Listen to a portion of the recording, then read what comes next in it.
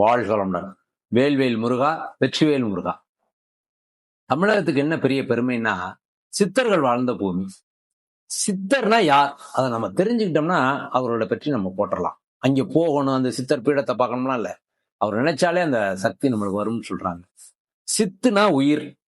இந்த உயிரை பிடித்து வைத்துக் கொள்ளுபவர்கள் தான் சித்தர்கள்.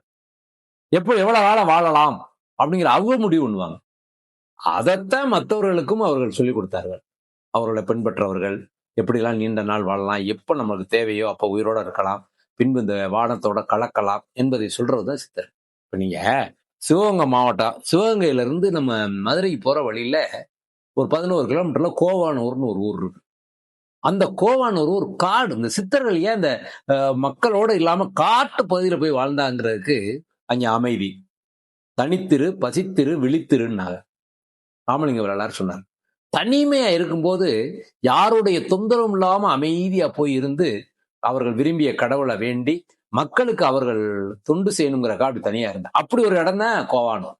அங்க போனா ஒரு முருகன், அழகான முருகன். அந்த முருகன் கோயில்ல ரொம்ப அருமையா 2 சித்தர்கள் இருக்க. அவர்கள் யாரா இருக்கும்னு தோன்றுதுன்னா அங்க அகத்தியர் வந்திருக்காரு. அந்த அகத்தியரை பார்க்கும்போது அங்க ஒரு கேணி தோண்டி அந்த கேணியில இருக்க நீரை எடுத்து சாப்பிட்டா அந்த நோய்கள் எல்லாம் தெரிகிறது அப்படின்னு சொல்லியிருக்காங்க. அங்க ஏன் அகத்தியர் வந்திருப்பாருங்கிற ஒரு பெரிய எடுத்துக்காட்டு என்னன்னா, அந்த இடத்துல இன்றைக்கு வரைக்கும் நம்மளுடைய சித்த மருத்துவர்கள்லாம் வந்து குழுமி பௌர்ணமி அங்க பூமியில இருந்து ஒரு பூநீர், அந்த பூநீர் அப்படியே விளைகிறது. பூநீர்னா நீர்னு அர்த்தம் அல்ல, அது ஒரு துகள் மாதிரி.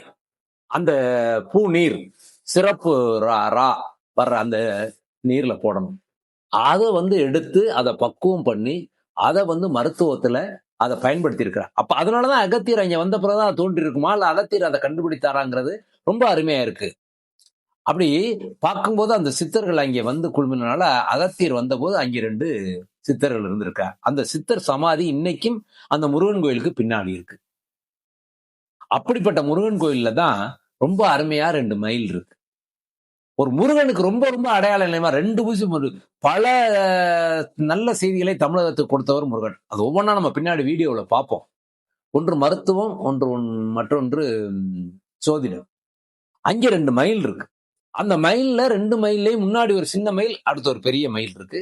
2 மயிலையும் பாம்பு வாயில இருக்கு. அதை என்னன்னு சொல்றாங்கன்னா ராகு கேது அப்படின்னு சொல்றாங்க. அந்த ராகு கேது என்னன்னா, ராகு கேதுகளுக்குள்ள கோள்கள் அடைபட்டு போயிருச்சுன்னா அது கால சர்ப்ப தோஷம். ஒரு கோளுக்கு 18 ஆண்டு, ராகுக்கு 18 ஆண்டு, கேதுக்கு 18 ஆண்டு, 36 ஆண்டுகள் போன பிறகு 30 ஆண்டுகளுக்கு மேல அந்த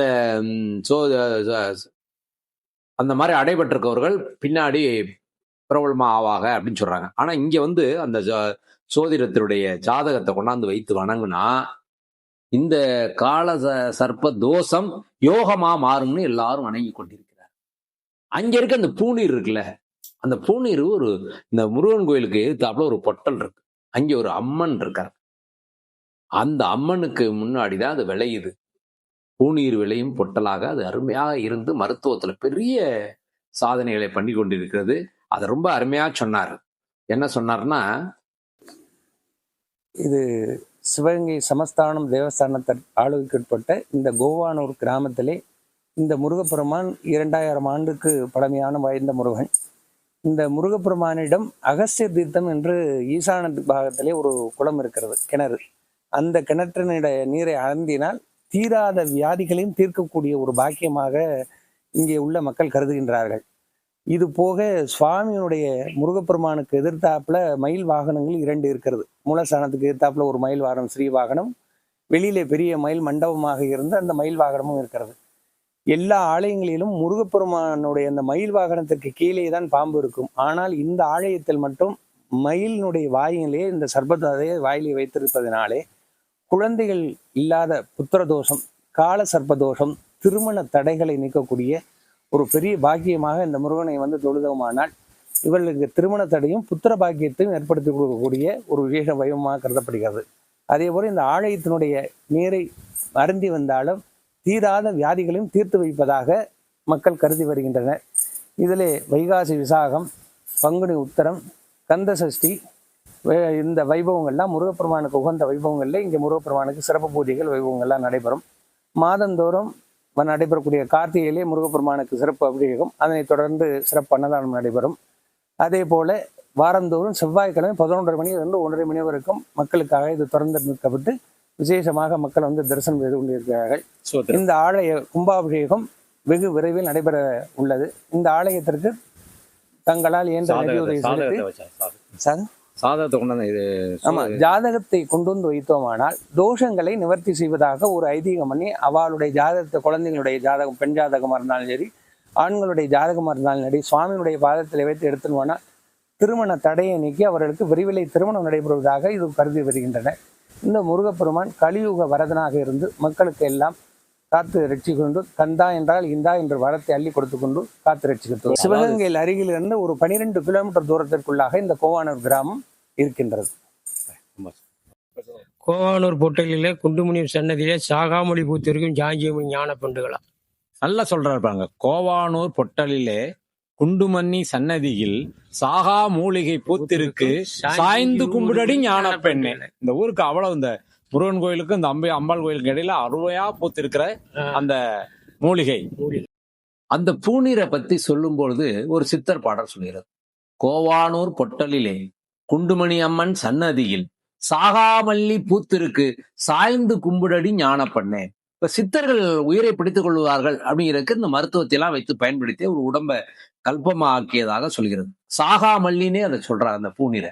அப்படிப்பட்ட இடம் அது. பௌர்ணமிக்கு வந்து அதை எடுத்து அதை சித்த மருத்துவத்துல கலந்து மருந்தாக செய்திருக்கிறார்கள்.